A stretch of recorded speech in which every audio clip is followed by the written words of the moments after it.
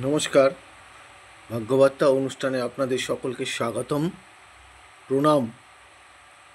শুভ মহালয়া শুরু হয়ে গেছে। আপনারা মন্দিরে কে কী দান করবেন, যথা সাধ্য মতো দান ক্রিয়া করলে বেদের বিধান ফলোদ্দান বা বস্ত্রদান, অন্নদান, যে কোনো দানে আপনাদের জীবনে ফিরে আসতে পারে অনেক উন্নতি, আর্থিক উন্নতি, সাংসারিক উন্নতি, সামাজিক উন্নতি।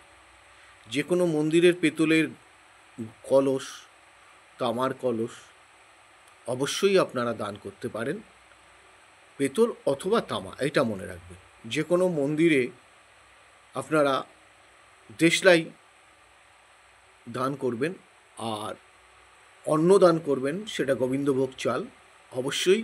আর পুরোহিত বা যে কোনো দরিদ্র ব্যক্তিকে বস্ত্র দান করবেন। যদি পাকা চুলওয়ালা পুরোহিত পান তাহলে অবশ্যই ছাতা দিতে পারেন, কালো রঙের ধুতি দিতে পারেন, চামড়ার চটি দিতে পারেন, আর 5 রকম ফল সঙ্গে দক্ষিণা।